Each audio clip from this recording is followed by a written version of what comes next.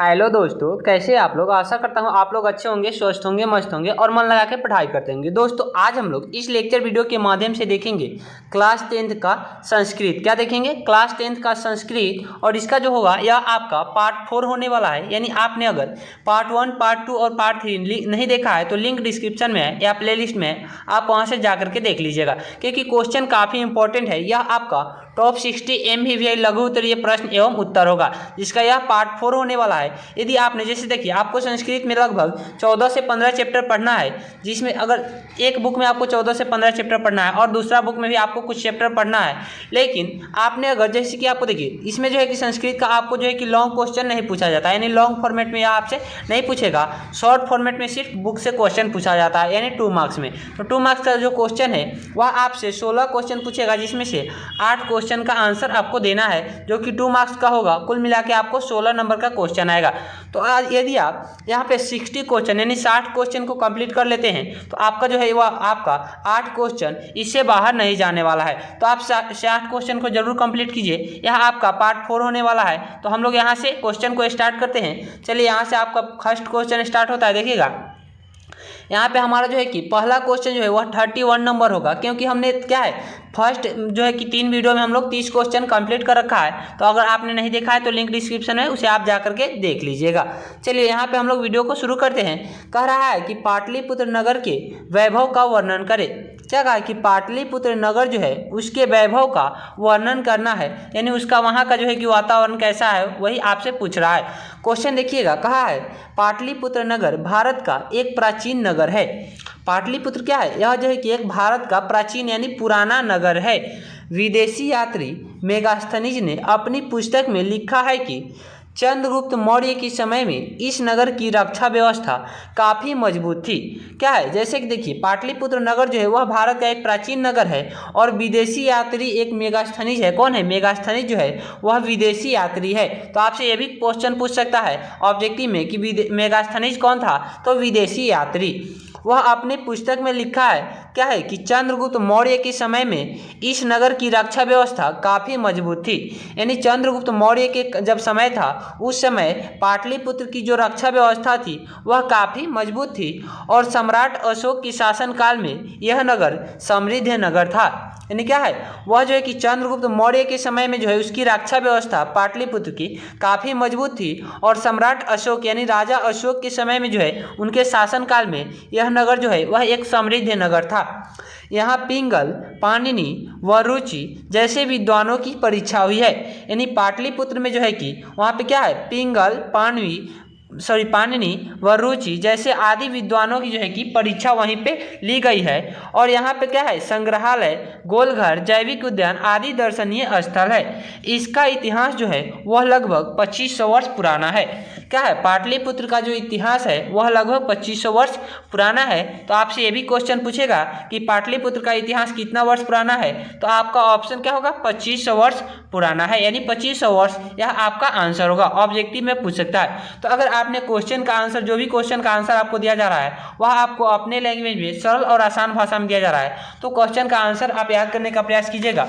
अगर आपको आंसर यह नहीं याद होता है और आपने दूसरा जो है कि इसी क्वेश्चन का पहले से आंसर याद कर रखा है तो आप उस आंसर को भी याद कर सकते हैं, कोई दिक्कत नहीं है। लेकिन आपको क्वेश्चन यह रहना चाहिए, क्योंकि क्वेश्चन जो भी दिया जा रहा है वो आपको सिलेक्टेड क्वेश्चन दिया जा रहा है। यह देखिए, यह आपका बोर्ड एग्जाम में 13, 14, 16, 19 और 22 के दोनों पाली में पूछ रखा है। तो क्वेश्चन आप समझ सकते हैं कि यह कितना इंपॉर्टेंट है आपके लिए। चलिए नेक्स्ट क्वेश्चन देखते हैं। यहाँ पे आपका 32 नंबर क्वेश्चन क्या कहा है, देखिएगा, काफ़ी इंपॉर्टेंट क्वेश्चन है।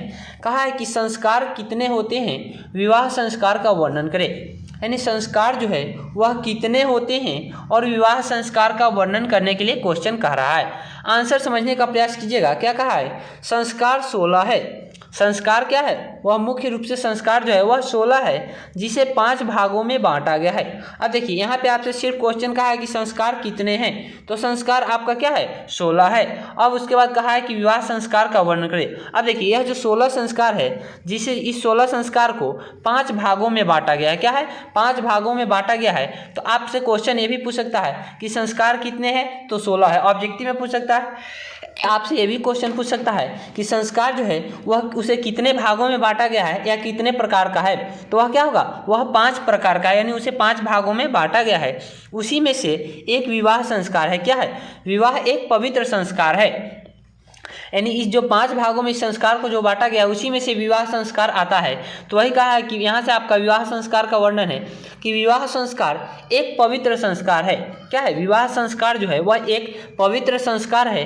विवाह संस्कार में लोग गृहस्थ जीवन में प्रवेश करते हैं, यानी विवाह संस्कार से क्या है, लोग जो है वह गृहस्थ जीवन में प्रवेश करते हैं। जैसे इसमें जो है कि अनेक कर्म कांड होते हैं। क्या है? विवाह संस्कार में जो है वह अनेक कर्म कांड होते हैं, यानी जैसे कि वागदानम, मंडप निर्माण, वधु के घर में वर पक्ष का स्वागत। क्या है? वधु मतलब होता है यहाँ पे कन्या और वर मतलब यहाँ पे क्या होता है, लड़का का घर, यानी वही कहा है कि वधु के घर में वर पक्ष का स्वागत, वर वधु का परस्पर निरीक्षण, कन्यादान, अग्नि स्थापन, पानी ग्रहण, लज्जा होम, सिंधुदान इत्यादि। जैसे ये सभी क्या है, विवाह संस्कार में ये सभी विधि जो है कि होता है, यानी यही सब कर्मकांड होता है। तो वही कहा गया कि संस्कार कितने हैं, तो यह 16 है, जिसे 5 भागों में बांटा गया है और उसी में से विवाह संस्कार है। जैसे कि गृहस्थ संस्कार के रूप में यह विवाह संस्कार होता है। तो वही कहा गया है कि विवाह संस्कार एक पवित्र संस्कार है, जो कि क्या है, विवाह संस्कार से लोग गृहस्थ जीवन में प्रवेश करते हैं, यानी अपने जो है कि वह गार्जियन के रूप में आ जाते हैं, कह सकते हैं इसे। उसी में इनमें क्या है, अनेक कर्मकांड होते हैं, जैसे वागदानम, मंडप निर्माण। इसमें से आप कोई भी 2, 4, 5 लिख दीजिएगा, कोई दिक्कत नहीं, जरूरी नहीं है कि आप पूरा का पूरा लिखें। और आपको याद भी होगा, जैसे आपने शादी विवाह देखा है तो उसमें भी आप जाते हैं तो आपको याद भी है कि क्या क्या होता है, आप उसमें से भी लिख सकते हैं, कोई दिक्कत नहीं है। यह जो है आपको अपने ही आसान भाषा में, अपने लैंग्वेज में यहाँ से दिया गया है। यह क्वेश्चन आपका 12, 15, 18 और 22 में पूछ रखा है। तो क्वेश्चन आपके लिए काफ़ी इंपॉर्टेंट है। जो भी क्वेश्चन आपको दिया जा रहा है वह सिलेक्टेड क्वेश्चन दिया जा रहा है और यह आपका सीरीज नंबर 4 होने वाला है। इसी प्रकार आपको सभी सब्जेक्ट का, यानी ऑल सब्जेक्ट का, फिजिक्स, केमिस्ट्री, जैसे आपको फिजिक्स, केमिस्ट्री और बायो साइंस में 3 बुक पढ़ना है, तो साइंस का क्या है, साइंस का आपको short question, long question, objective सभी का सीरीज बनाकर आपको दिया जा रहा है। सोशल साइंस का भी, मैथ का भी, संस्कृत का, हिंदी का, टोटल सब्जेक्ट का आपको जो है कि यहाँ पे इस चैनल पे आपको पर डे शाम को 7 बजे या 6 से 7 बजे के बीच में आपका क्लास चलेगा। तो जैसे कि पहले आपका 7 बजे से क्लास चल रहा है, लेकिन अब हो सकता है आपका 6 बजे से क्लास चलेगा। तो आप जो है कि देख लीजिएगा क्लास किस टाइम से स्टार्ट हो रहा है, तो पर डे क्लास ज्वाइन कीजिए, आपका एग्जाम तक पूर्ण रूप से तैयारी हो जाएगा और आप चाहे तो 80 से 90% स्कोर कर सकते हैं। चलिए क्वेश्चन देखते हैं। यहाँ पे कहा है 33 नंबर, अलस कथा पाठ से क्या शिक्षा मिलती है, यानी अलस कथा पाठ जो है उससे हमें क्या शिक्षा मिलती है, क्या सीख मिलती है, वही आपका क्वेश्चन कहा है। आंसर समझिएगा। कहा है अलस कथा पाठ से हमें यह शिक्षा मिलती है कि आलस्य एक महान रोग है। क्या है, इस आलस कथा पाठ से हमें क्या शिक्षा मिलती है, यही शिक्षा मिलती है कि आलस्य जो है वह एक महान रोग है। क्या है, वह एक महान रोग है, यानी बीमारी है। जीवन के विकास के लिए आलस्यता को त्याग कर कर्मठता अपनाना चाहिए। क्या है, वह अगर हम जीवन में अपने विकास लाना चाहते हैं, यानी अपने जीवन की विकास चाहते हैं, तो क्या होगा, आलस्य करेंगे तो हमारा जीवन का विकास नहीं होगा। तो वही कहा है कि जीवन के विकास के लिए आलस्यता को त्याग कर कर्मठता अपनाना चाहिए, यानी क्या है, हमें परिश्रम करना चाहिए, क्योंकि कोई भी चीज़ हमें क्या है, बिना परिश्रम के कोई भी चीज़ नहीं मिलता है। जैसे खाना खाने के लिए भी हमें कुछ ना कुछ परिश्रम करना पड़ता है। तो वही कहा है कि अपने जीवन के विकास के लिए आलस्यता को त्याग कर कर्मठता अपनाना चाहिए। आलस्य शरीर में रहने वाला एक महान शत्रु है जो विनाश लाता है। क्या है, आलस्य जो है वह शरीर में रहने वाला एक महान शत्रु है, यानी वह हमारा दुश्मन है जो क्या करता है, वह विनाश लाता है। यह क्वेश्चन आपका 11, 15, 16 और 20 में पूछ रखा है, यानी यह बोर्ड एग्जाम में इतने बार पूछ रखा है, तो क्वेश्चन आपके लिए काफ़ी इंपॉर्टेंट है। चलिए नेक्स्ट क्वेश्चन देखते हैं। यहाँ आपका 34 नंबर क्वेश्चन क्या कहा है, देखिएगा, काफ़ी इंपॉर्टेंट क्वेश्चन है। कहा है स्वामी दयानंद समाज सुधारक थे कैसे, यानी स्वामी दयानंद जो थे वह एक समाज सुधारक थे कैसे, या उन्होंने आपसे ये भी क्वेश्चन पूछ सकता है कि स्वामी दयानंद जो है वह समाज सुधार के लिए क्या क्या किए, तो क्वेश्चन आपसे पूछ सकता है। आंसर देखिए क्या कहा है, स्वामी दयानंद एक महान समाज सुधारक संत थे, यानी स्वामी दयानंद जो थे वह क्या है, एक महान समाज सुधारक संत थे। इन्होंने स्त्री शिक्षा, विधवा विवाह, छुआछूत, जाति भेद और बाल विवाह आदि जैसे कुरीतियों को दूर करने के लिए अन्य समाज सुधारकों के साथ अत्यधिक प्रयत्न किया। यानी इन्होंने क्या किया, जैसे हमारे समाज में आपने देखा भी होगा क्या होता है, स्त्री शिक्षा पर रोक लगाया जाता है, विधवा विवाह पर रोक लगाया जाता है, छुआछूत, जाति भेद और बाल विवाह आदि, ये सभी क्या है, हमारे समाज में कुरीतियाँ फैली हुई है, इसी सभी कुरीतियों को दूर करने के लिए क्या किए, उन्होंने अन्य समाज सुधारक के साथ, यानी जो भी दूसरा और व्यक्ति था समाज सुधारक, उन लोगों के साथ मिल करके और उन्होंने क्या किया, अत्यधिक प्रयत्न किया और उन्होंने अपने सिद्धांतों का संकलन सत्यार्थ प्रकाश नामक ग्रंथ में किया। यानी उन्होंने क्या किया, यह अपने सिद्धांतों का जो संकलन है वह सत्यार्थ प्रकाश नामक उनका एक ग्रंथ है, उसी में उन्होंने ये सभी किया। इन कार्यों को करने के लिए उन्होंने आर्य समाज नामक संस्था की भी स्थापना की। यानी उन्होंने क्या किया, इन सभी कार्यों को क्या किया, रोक लगाने के लिए, जिसपे स्त्री शिक्षा को बढ़ावा दिया गया, वहीं पे विधवा विवाह को आगे बढ़ाया गया, ये सभी जो भी कुरीतियाँ फैली हुई है इस सभी को दूर करने के लिए उन्होंने सत्यार्थ प्रकाश नामक उनका एक पुस्तक है, इनमें चर्चा की है और उन्होंने क्या किया, इस सभी को कार्य को करने के लिए आर्य समाज नामक संस्था की एक स्थापना की। तो आपसे ये भी क्वेश्चन पूछ सकता है कि आर्य समाज नामक संस्था की स्थापना किसने किया, तो स्वामी दयानंद ने किया। या फिर स्वामी दयानंद ने किस संस्था की स्थापना की, तो आर्य समाज नामक संस्था की स्थापना की। उन्होंने ये भी क्वेश्चन पूछ सकता है कि उन्होंने अपने सिद्धांतों का संकलन किस पुस्तक में दिया है, तो सत्यार्थ प्रकाश नामक पुस्तक में यानी ग्रंथ में उन्होंने दिया है। यही आपका आंसर है। यदि आपने इतना आंसर लिख देते हैं तो आपका 2 मार्क्स का 2 मार्क्स पूर्ण रूप से फुल गारंटी के साथ आपको मिल जाएगा। यह क्वेश्चन बोर्ड एग्जाम में 11, 14, 15, 16 और 20 में पूछ रखा है, तो क्वेश्चन आपके लिए काफ़ी इंपॉर्टेंट है। चलिए नेक्स्ट क्वेश्चन देखते हैं। यदि आपको किसी क्वेश्चन पे डाउट होता है, कोई भी क्वेश्चन पे या आंसर पे आपको डाउट होता है, तो आप बिल्कुल बेहिचक कमेंट कीजिए, आपको जरूर रिप्लाई मिलेगा जो भी आपको डाउट होता है। और अगर आपको वीडियो अच्छा लगे तो वीडियो को लाइक कर दीजिएगा। चैनल पे पहली बार है तो चैनल को सब्सक्राइब करके साथ ही बेल आइकन प्रेस कर लीजिएगा, ताकि नेक्स्ट वीडियो जो है उसका नोटिफिकेशन आप तक पहुंच सके और आप पर डे क्लास ज्वाइन कर सके। और वीडियो अच्छा लगे तो अपने दोस्तों में भी शेयर कीजिएगा, ताकि उनका भी हेल्प हो सके। चलिए यहाँ पे हम देखते हैं 35 नंबर क्वेश्चन कहा है, नीति श्लोका पाठ के अनुसार उन्नति की इच्छा रखने वाले मनुष्यों को कितने दोषों का त्याग करना चाहिए और कौन कौन। यानी कहा है कि नीति श्लोका पाठ जो है उसके अनुसार हमें बताना है कि उन्नति की इच्छा रखने वाले, यानी जो उन्नति करना चाहते हैं, उनके अंदर इच्छा है, जिज्ञासा है कि मैं भी विकास करूं, उन्नति करूं, तो उस सभी को इच्छा रखने वाले मनुष्यों को जो है वह कितने दोषों का त्याग कर देना चाहिए और वह कौन कौन सा दोष है, यही आपसे क्वेश्चन कहा है। आंसर समझिएगा, नीति श्लोका पाठ के आधार पर उन्नति की इच्छा रखने वाले मनुष्यों को 6 दोषों का त्याग कर देना चाहिए। कितने दोषों का, 6 दोषों का त्याग कर देना चाहिए। आपसे क्वेश्चन कहा है, समझिएगा, नीति श्लोका पाठ के अनुसार उन्नति की इच्छा रखने वाले मनुष्यों को कितने दोषों का त्याग कर देना चाहिए। तो ही हमको क्या कहा है, कितने दोषों का, यानी 6 दोषों का त्याग कर देना चाहिए उन्नति की इच्छा रखने वाले मनुष्यों को। इतना आपका आंसर हो गया। उसके बाद कहा है कि वह कौन कौन सा दोष है, तो देखिएगा वे 6 दोष निम्नलिखित है, यानी वह 6 दोष जो है वह इस प्रकार है। यहाँ पे देखिएगा, 1 में है निद्रा, जिसको हम लोग नींद बोलते हैं। 2 में है तद्रा, यानी ऊँघना, जो हम लोग क्या करते हैं, ऊँघते हैं, अंघाते हैं जिसको बोलते हैं। 3 में है भय, यानी डर। 4 में है आलस्य, 5 में क्रोध और 6 में काम है। ये सभी जो है इसको अगर हम त्याग देते हैं, क्या करते हैं, तो हम उन्नति की इच्छा, जो भी व्यक्ति यानी जो भी मनुष्य जो है वह अगर उन्नति की इच्छा रखता है, विकास करना चाहता है, आगे बढ़ना चाहता है, तो ये सभी क्या है, ये सभी दोषों का त्याग करना चाहिए। जैसे आलस्य हमारे शरीर में, आपने अभी क्वेश्चन एक देखा कि आलस्य क्या है, एक महान शत्रु है जो विनाश लाता है। अगर हम निद्रा करें यानी नींद करें तो भी हमारा क्या है, एक तरह से आलसपन ही है। तद्रा यानी ऊँघना, भय, डर, अगर हम किसी कार्य को करने से डर जाते हैं तो क्या हम उस कार्य को कर पाएंगे, नहीं कर पाएंगे, तो फिर आगे कैसे बढ़ेंगे। यही क्वेश्चन है आपका। क्वेश्चन का आंसर आपको समझ में आया होगा, आशा करता हूँ। यह क्वेश्चन आपका 14, 16, 18 और 19 में पूछ रखा है, तो क्वेश्चन आपके लिए काफ़ी इंपॉर्टेंट है। चलिए नेक्स्ट क्वेश्चन देखते हैं। यहाँ आपका 36 नंबर क्वेश्चन क्या कहा है, देखिएगा, काफ़ी इंपॉर्टेंट क्वेश्चन है। देखिएगा, कह रहा है, भारत महिमा पाठ के आधार पर भारत भूमि हमारी मातृभूमि कैसी है। यानी भारत महिमा पाठ के आधार पर जो है वह भारत भूमि कैसी है, या फिर पूछ सकता है कि भारत महिमा पाठ के आधार पर हमारी मातृभूमि कैसी है। आपसे कोई भी क्वेश्चन पूछ सकता है, हमारी भारत भूमि या हमारी मातृभूमि। हमारी मातृभूमि क्या है, तो भारत की भूमि वही है। तो यही का आपसे क्वेश्चन कोई भी दे सकता है। यह दोनों आपको ब्रैकेट में नहीं देगा, आपसे क्वेश्चन सिर्फ पूछेगा कि भारत महिमा पाठ के आधार पर भारत की भूमि कैसी है, या भारत भूमि कैसी है, या फिर पूछ सकता है कि हमारी मातृभूमि कैसी है। यही क्वेश्चन आपसे कहेगा। आंसर समझिएगा, कहा है, भारतवर्ष अति प्रसिद्ध देश है। यानी हमारा जो भारत देश है वह क्या है, अति प्रसिद्ध देश है, यानी यह काफ़ी प्रसिद्ध है। यहाँ की भूमि सदैव पवित्र और ममतामयी है, यानी यहाँ की जो भारत की जो भूमि है वह क्या है, सदैव, यानी वह हमेशा जो है कि वह पवित्र और ममतामयी है। क्या है, वह पवित्र है और ममतामयी है। यहाँ विभिन्न जातियों और धर्मों के लोग बिना भेदभाव को एकता के धारण करते हुए रहते हैं। यानी क्या है, यहाँ के जो लोग हैं वह क्या करते हैं, विभिन्न जातियों के लोग, यानी विभिन्न जाति धर्म के लोग वह एकता भाव को, बिना भेदभाव के एकता भाव को धारण करते हुए निवास करते हैं।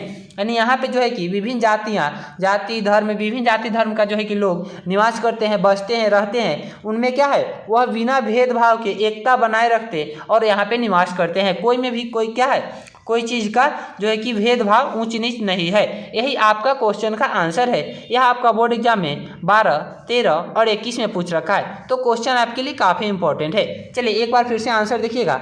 कहा कि भारतवर्ष अति प्रसिद्ध देश है, यहाँ की भूमि सदैव पवित्र और ममतामयी है। क्या है, यहाँ की जो भूमि है वह सदैव पवित्र और ममतामयी है। यहाँ विभिन्न जातियों और धर्मों के लोग जो है वह बिना भेदभाव के एकता को धारण करते हुए निवास करते हैं। यानी यहाँ पे क्या है, विभिन्न जाति यानी अलग अलग जातियों धर्म के लोग जो है वह बिना भेदभाव के, यानी एक दूसरे में भेदभाव किए बगैर और एकता धारण करते हुए, यानी अपनी जो है कि क्या है, एकता बनाए मिलजुल कर वह यहाँ पे निवास करते हैं। यही आपका क्वेश्चन का आंसर है। चलिए नेक्स्ट क्वेश्चन देखते हैं। यहाँ आपका 37 नंबर क्वेश्चन देखिएगा, क्या कहा है, काफ़ी इंपॉर्टेंट क्वेश्चन है। कह रहा है विजयांका को सौर शुक्ला सरस्वती क्यों कहा गया है। यानी विजयांका जो है उनको सौर शुक्ला सरस्वती जो है वह क्यों कहा गया है, यही आपसे क्वेश्चन कहा है। आंसर समझिएगा। कह रहा है विजयांका श्यामा वर्ण यानी काले रंग की थी। वह जो है कि श्यामा वर्ण यानी काले रंग की थी, परंतु उनकी लेखन कला ज्योतिमय थी। यानी उनकी लेखन कला जो है वह काफ़ी अच्छा थी। लौकिक संस्कृत साहित्य में विजयांका की भूमिका सराहनीय है। यानी लौकिक संस्कृत साहित्य में जो विजयांका है उनकी जो भूमिका है वह सराहनीय है, यानी वह काफ़ी अच्छा है, वह सराहने योग्य है। इसलिए विजयांका की लेखन कला से प्रभावित होकर दंडी ने उसे सौर शुक्ला सरस्वती कहा है। किसने कहा है, विजयांका की जो लेखन कला है यानी लिखने का जो कला है उनसे प्रभावित होकर कौन, दंडी ने उन्हें सौर शुक्ला सरस्वती कहा है। किसने कहा, आपसे ये भी क्वेश्चन पूछ सकता है ऑब्जेक्टिव में, विजयांका को सौर शुक्ला सरस्वती किसने कहा है, तो किसने कहा है, दंडी ने कहा है। तो वही यहाँ पे कहा है कि उनकी लेखन कला से प्रभावित होकर दंडी ने उसे सौर शुक्ला सरस्वती कहा है।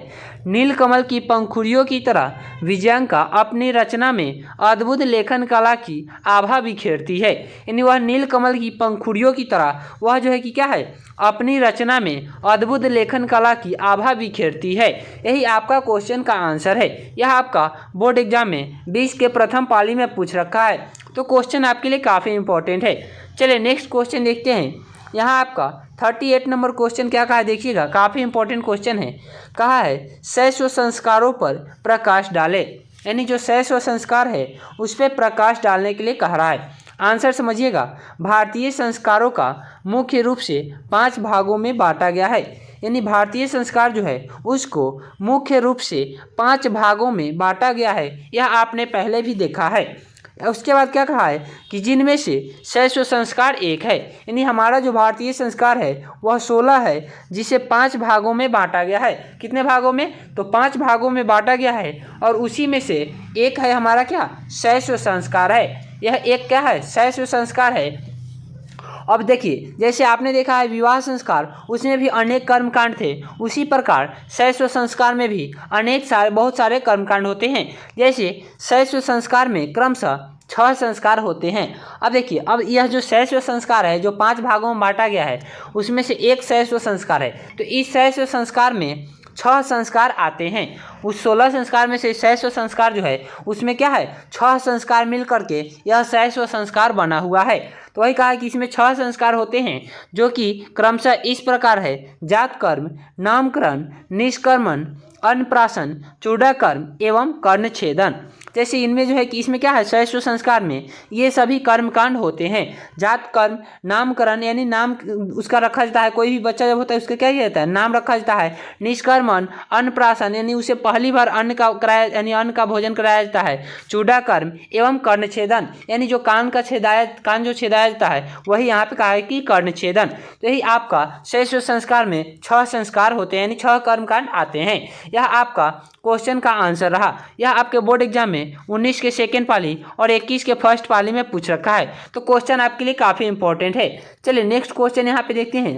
39 नंबर क्वेश्चन क्या कहा है देखिएगा, कह रहा है शिक्षा संस्कार में कौन कौन से संस्कार होते हैं, यानी जो शिक्षा संस्कार है उसमें कौन कौन से संस्कार होते हैं। अब देखिएगा आंसर समझिएगा। भारतीय संस्कारों को मुख्य रूप से 5 भागों में बांटा गया है। जैसे आपसे कोई भी इस प्रकार से 5 भाग है ना, इसमें से आपको कोई क्वेश्चन पूछेगा, शिक्षा संस्कार पूछे, शैशव संस्कार पूछे, आप इसको एक लाइन यहाँ से आप लिख सकते हैं। भारतीय संस्कारों को मुख्य रूप से 5 भागों में बांटा गया है, जिनमें से शिक्षा संस्कार एक है। क्या है, अगर शिक्षा संस्कार पूछेगा तो लिखेंगे जिनमें से शिक्षा संस्कार एक है। शैशव संस्कार पूछेगा लिख देंगे जिनमें से शैशव संस्कार एक है। क्या है, उस 5 ही भाग में से ना एक भाग यह है। वही कहा कि इसमें से 5 जो है, इसमें से एक जो है कि शिक्षा संस्कार है। शिक्षा संस्कार में क्रमशः 5 संस्कार आते हैं, यानी शिक्षा संस्कार में जो है वह क्रमशः क्या है, 5 संस्कार अक्षरारंभ, उपनयन, वेदारंभ, केशांत तथा समापवर्तन आते हैं। अक्षरारंभ में बच्चा अक्षर लिखना प्रारंभ करता है। उसके बाद उपनयन, वेदारंभ यानी उपनयन संस्कार में जो है वह क्या है, जैसे गुरु के घर जो है शिष्य जो है वह जाता है, वहीं पे उन्होंने पहली बार अक्षर का आरंभ करता है यानी अक्षर लिखना प्रारंभ करता है। वेदारंभ वेद का आरंभ करता है। केशांत संस्कार यानी वहाँ पे जो है कि गुरु के घर पे शिष्य का पहली बार मुंडन कराया जाता है, वही केशांत संस्कार है। तो केशांत संस्कार को गोदान संस्कार भी बोला जाता है। और अंत में क्या है, समापवर्तन संस्कार, जहाँ से गुरु क्या है शिष्य को आदेश देते हुए और वहाँ से विदाई देता है, जहाँ से वह क्या है जो वहाँ पे जो शिष्य जो है उसी के बाद जो है कि समापवर्तन करने के बाद वहाँ से जो है कि गृहस्थ जीवन में यानी विवाह संस्कार के रूप में वह गृहस्थ संस्कार में वह प्रवेश कर जाता है। तो यही आपका जो है कि क्या है, शिक्षा संस्कार में ये सभी संस्कार आते हैं। तो यह आपका क्वेश्चन काफ़ी इंपॉर्टेंट है, यह आपका बोर्ड एग्जाम में 21 के सेकेंड पाली में पूछ रखा है। चलिए नेक्स्ट क्वेश्चन देखते हैं। आशा करता हूँ आपको आंसर पसंद आया होगा। चलिए यहाँ पे आपका 40 नंबर क्वेश्चन कहा है देखिएगा, कह रहा है कि राजशेखर ने पटना के संबंध में क्या लिखा है, यानी राजशेखर जो है वह पटना के संबंध में क्या लिखा है, यही आपसे क्वेश्चन है। आंसर समझिएगा। राजशेखर ने अपने काव्य मीमांसा क्या है, उन्होंने जो है कि अपने काव्य मीमांसा काव्य में लिखा है कि पाटलिपुत्र शिक्षा का एक प्राचीन केंद्र था। किसने लिखा है, राजशेखर ने जो है वह अपने काव्य मीमांसा काव्य में लिखा है, क्या है लिखा है कि पाटलिपुत्र जो है वह शिक्षा का एक प्राचीन केंद्र था। तो पूछ देगा क्वेश्चन कि शिक्षा का एक प्राचीन केंद्र कौन था, तो आपसे ऑप्शन में रहेगा पाटलिपुत्र, तो यही आपका आंसर हो जाएगा। या फिर पूछ देगा पाटलिपुत्र शिक्षा का क्या है, तो वह एक प्राचीन केंद्र है, या पाटलिपुत्र क्या चीज़ का केंद्र है, तो वह एक शिक्षा का प्राचीन केंद्र है। यह संस्कृत के अनेक विद्वान हुए, यानी यहाँ जो है कि संस्कृत के अनेक विद्वान हुए, जैसे पाणिनि, पिंगल, वररुचि, पतंजलि आदि जैसे विद्वानों की यहीं परीक्षा ली गई है और यहीं से उन्होंने ख्याति प्राप्त की है। यानी क्या है, पाणिनि, पिंगल ये सभी जो है कि वररुचि, पतंजलि ये सभी विद्वान लोग हैं जिनकी परीक्षा पाटलिपुत्र में ही ली गई है और यहीं से उन्होंने क्या किया है, ख्याति प्राप्त की है, यानी वह उन्होंने आगे की मार्गदर्शन आगे का अपना जीवन प्राप्त किया है। यही आपका क्वेश्चन का आंसर है। आशा करता हूँ कि आपको आंसर पसंद आया होगा। यह आपका बोर्ड एग्जाम में 18 के प्रथम पाली और 21 के प्रथम पाली में पूछ रखा है। तो क्वेश्चन आपके लिए काफ़ी इंपॉर्टेंट है। इस वीडियो लेक्चर में हम लोग इतना ही क्वेश्चन देखेंगे। क्या है, जैसे कि हमारा क्या है 40 क्वेश्चन कंप्लीट होगा, अब हमारा सिर्फ 20 क्वेश्चन बाकी रह गया, यानी 60 जो भी हमारा क्वेश्चन का सीरीज है उसमें से आपका 20 क्वेश्चन रह गया, जो कि हम लोग 2 वीडियो में कंप्लीट कर लेंगे। अगर हम एक वीडियो में भी चाहते तो आपको 60 क्वेश्चन दे देंगे, लेकिन क्या होगा, आप उसको पूर्ण रूप से अच्छी प्रकार से नहीं देख पाएंगे, अच्छी से समझ पाएंगे और आप अच्छी प्रकार से उसे याद भी नहीं कर पाएंगे। तो आपके लिए जो भी पहले आपका था वही हाल अभी हो जाएगा। तो क्या है, आपको जो है कि यह 60 क्वेश्चन हर हाल में याद रखना है, क्योंकि यह आपके एग्जाम के लिए काफ़ी इंपॉर्टेंट है। जो भी क्वेश्चन दिया जा रहा है वो आपको सिलेक्टेड क्वेश्चन दिया जा रहा है एग्जाम की दृष्टि से, और एग्जाम के लिए अब आपके पास काफ़ी समय कम है, तो आप सिलेक्टेड क्वेश्चन पढ़िए, आपको आपको बहुत फायदे होगा और यहाँ से आप चाहे तो 80 से 90% मार्क्स उठा सकते हैं। तो क्वेश्चन आपके लिए काफ़ी इंपॉर्टेंट है। आशा करता हूँ आपको वीडियो पसंद आया हो। यदि वीडियो आपको अच्छा लगा हो तो वीडियो को लाइक कर दीजिएगा। चैनल पर पहली बार है तो चैनल को सब्सक्राइब करके साथ ही बेल आइकन प्रेस कर लीजिएगा ताकि नेक्स्ट वीडियो जो है उसका नोटिफिकेशन आप तक पहुँच सके। और वीडियो अच्छा लगे तो अपने दोस्तों भी शेयर कीजिएगा ताकि उनका भी हेल्प हो सके। चलिए इस वीडियो लेक्चर में हम लोग इतना ही देखेंगे। मिलते हैं फिर नेक्स्ट वीडियो में नए टॉपिक के साथ। तब तक के लिए बाय।